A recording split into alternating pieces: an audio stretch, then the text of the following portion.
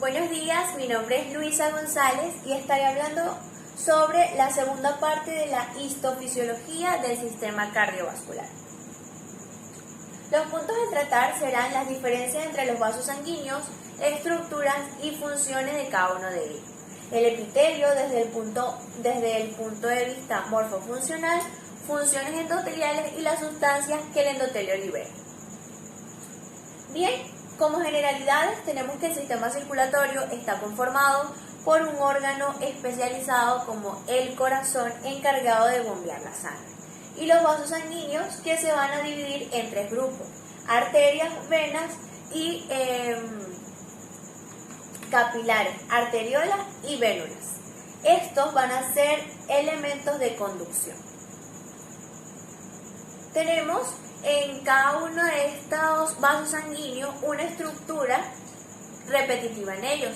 Vamos a tener una túnica íntima, una túnica media y una túnica adventicia. Entonces, bien, la túnica íntima va a estar conformada por el endotelio, incluyendo al corazón, que también posee. También va a estar conformado por un tejido conjuntivo subendotelial laxo. Este va a tener una lámina basal, la cual separa la túnica íntima de la túnica media. La túnica media va a estar conformada por células musculares lisas, además por fibras reticulares y por proteoglicanos. Esta va a tener variedades de fibrinas y elastinas. Tiene también una lámina basal, la cual separa la túnica media de la túnica adventicia. La túnica adventicia es la capa más externa de todos los vasos sanguíneos y está conformado por colágeno y por fibras elásticas. Entonces, bien, hablaremos de las arterias y su funcionalidad. Las arterias son las encargadas de llevar la sangre oxigenada desde el corazón hasta los tejidos. Estas están destinadas a soportar altas presiones y vamos a encontrar dos tipos de arterias: arterias musculares y arterias elásticas. Antes de hablar de ellas, vamos a ver una imagen que nos proporciona la vista de los tres tipos de túnica. Tenemos una túnica externa, una túnica media, la cual tiene células musculares lisas y va a ser más ancha que las venas. Tenemos una capa subendotelial y lámina elástica interna y una túnica íntima una túnica íntima de endotelio. Entonces, para saber cuál es la diferencia entre estas arterias, la vamos a ver en su configuración. Las arterias elásticas o de conducción. Un ejemplo de ellas va a ser la arteria aorta, el tronco pulmonar, las arterias pulmonares, arterias carótidas, subclavio y coronarias. Se distinguen por ser las más grandes. Aquí podemos notar, tenemos una imagen histológica de las arterias elásticas.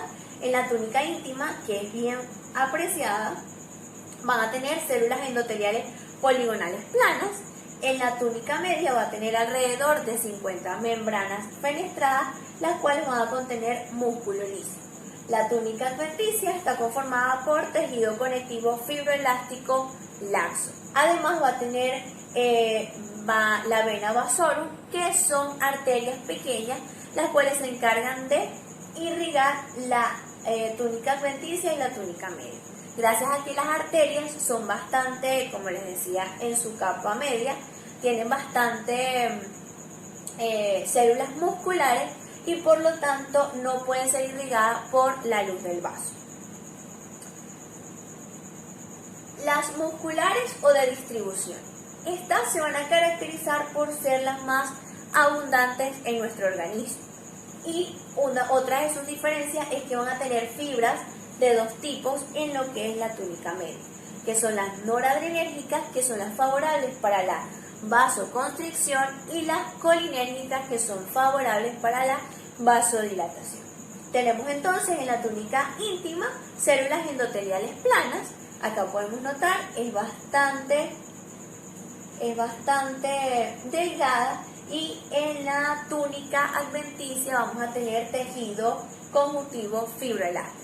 Y en estas también vamos a ver lo que son las vasorum, que son encargadas de irrigar estas dos túnicas. Ejemplos de las arterias musculares vamos a tener la arteria radial, la arteria cubital, la arteria humeral profunda y la arteria intercostal. Las arteriolas. Las arteriolas también van a ser vasos sanguíneos, pero estos más pequeños. Tenemos que las arteriolas son las encargadas de disminuir la presión arterial. Además, determinan el grado de resistencia periférica, es decir, que las arteriolas llevan o toman la presión diastólica. Acá tenemos una imagen histológica de una arteriola y notamos que va a tener igual 3 túnicas. La túnica íntima está conformada por células endoteliales o poligonales planas y va a tener una lámina bastante notoria, que es la lámina que separa de la túnica media. La túnica media está conformada por una o 3 capas de células musculares. Tenemos acá lo que es la túnica adventicia, que va a ser escasa de tejido conjuntivo fibroelástico. Bien, ahora tenemos los capilares. Los capilares se van a formar a partir de las ramificaciones de las arteriolas. Las arteriolas comienzan a ramificarse y a unirse con las vénulas y así formar el lecho capilar. Los capilares son los encargados del intercambio de nutrientes entre los tejidos y la sangre, o los vasos sanguíneos. Tenemos que los capilares van a ser delgados y bastante permeables. Las vénulas van a tener estas mismas características. Vamos a tener que los capilares en su túnica íntima tienen unas células endoteliales poligonales planas. En su túnica media va a ser sustituida por células de la circulación y la túnica adventicia va a ser ausente en los capilares. Tenemos 3 tipos de capilares: continuos, fenestrados y sinusoides. Los continuos son aquellos que tienen una fisura intercelular. Estos tienen, aquí podemos observar la membrana basal, la capa endotelial, que es donde ocurre la fisura. Ellos van a ser carentes de fenestraciones o poros. Tenemos los fenestrados, que va a tener fenestraciones y poros en su membrana o túnica íntima, y los sinusoides, que va a tener poros bastante grandes y va a tener una membrana incompleta y además en la túnica una hendidura intercelular. Acá podemos notar las diferentes ocupaciones que tienen los capilares y son: los capilares continuos están en los tejidos musculares, nerviosos y conectivos. Los capilares fenestrados van a estar en el páncreas, intestino y glándulas endocrinas, mientras que los capilares sinusoidal van a estar en la médula ósea y el hígado. Luego de las vénulas vamos a tener lo que son las venas. Las venas son las encargadas de llevar la sangre desoxigenada desde los tejidos, ¿sí? Una vez que la sangre que proviene del corazón transporta a todos los tejidos la sangre oxigenada, ella queda desprovista y va a devolverse al corazón por medio de las venas. Tenemos entonces 3 tipos: pequeñas, de mediano calibre y de gran calibre. Las de pequeñas o las de tamaño más pequeño va a ir desde 0,1 a 1 milímetro. Las de mediano calibre van desde 1 a 10 milímetros y las de gran calibre van o son aquellas que superan los 10 milímetros. Tenemos en la túnica íntima una capa de células endoteliales poligonales planas en las pequeñas y de mediano calibre. En la túnica media vamos a tener de 0 a 4 capas de músculo liso y en la túnica adventicia vamos a tener tejido conjuntivo laxo. En las de gran calibre vamos a tener en la túnica íntima una capa de células endoteliales. En la túnica media vamos a tener, esta posee escasas células, y en la túnica adventicia vamos a tener, esta va a ser muy gruesa y va a tener un tejido conjuntivo y células musculares lisas. Bien, una vez conocido cada uno de estos vasos sanguíneos, vamos a recordar algunas de sus diferencias. Sabemos que la presión de los vasos, la arteria va a ser un vaso con una mayor presión, Estos se diferencian entre las venas y los capilares porque ellos son delgados y no llevan la misma presión que las arterias. Además, otra de las diferencias es que las venas y las arterias van a tener válvula en su interior, cosa que los capilares no, porque ellos proporcionan el intercambio de nutrientes, mientras que ellos, como conducen sangre, tienen válvulas para que ésta no retroceda o no se devuelva. Tenemos flexibilidad. Lo que son las arterias van a ser flexibles y luego de ser distendidas pueden volver a su tamaño principal, cosa que las venas y los capilares no, por ser delgados. Aunque los capilares son permeables, no tienen esta función. Presencia de oxígeno en la sangre. Sabemos que las arterias llevan sangre oxigenada, venas sangre desoxigenada, y en los capilares es donde ocurre el intercambio de nutrientes. Bien, ahora podemos hablar de los órganos y estructuras vasculares especiales y vamos a tener el sistema de vasos porta. Esta transporta la sangre desde los capilares, desde el sistema digestivo, desde el páncreas, vesícula biliar, abdomen y vaso hacia el hígado, el cual se ramifica y forma un sistema sinusoide. Tenemos el sistema portal arterial que se encuentra en los riñones. Estos son capilares que se unen para dar origen a una arteriola que forma una segunda red capilar. Tenemos la anastomosis arteriovenosa, la cual es la comunicación directa y de mayor calibre y es importante por la regulación del flujo, irriga muchos tejidos como la piel, y esto lo que ocurre o lo que proporciona es la termorregulación.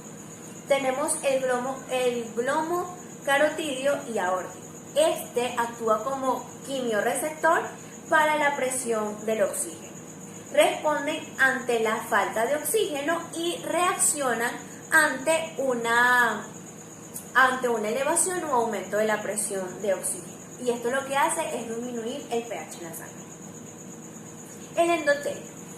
El endotelio es una monocapa de células, el cual está conformado o su función principal es recubrir los vasos sanguíneos y al corazón como un tejido.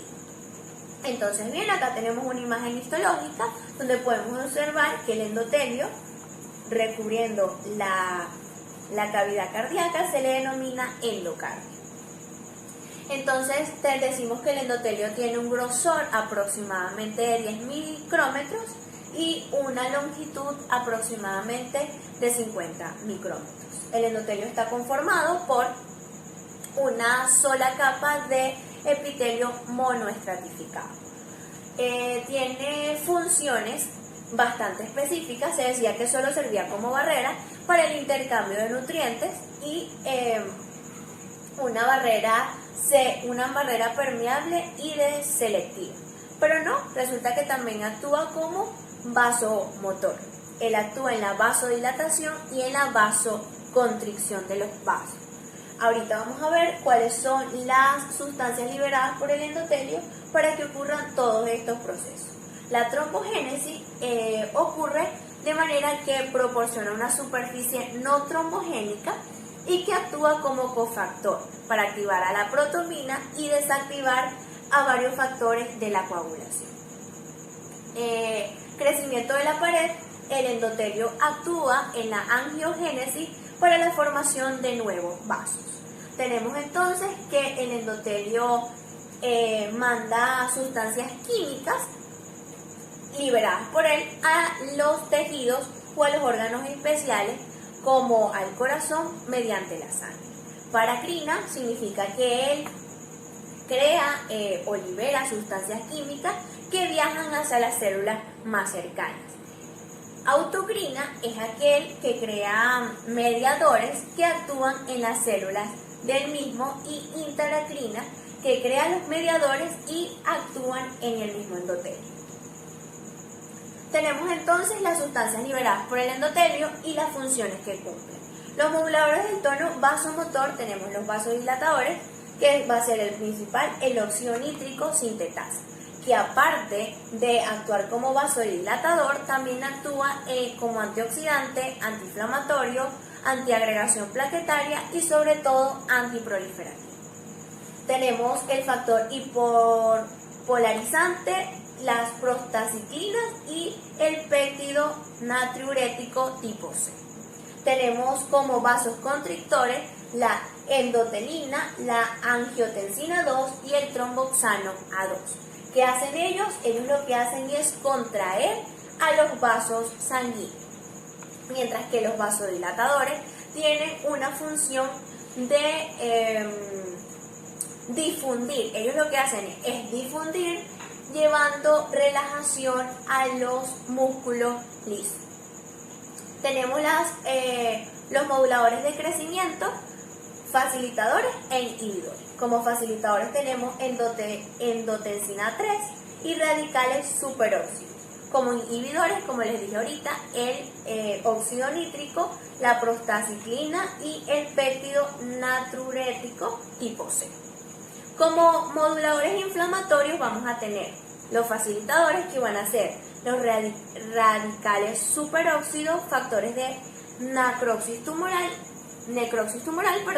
y los inhibidores como el óxido nítrico.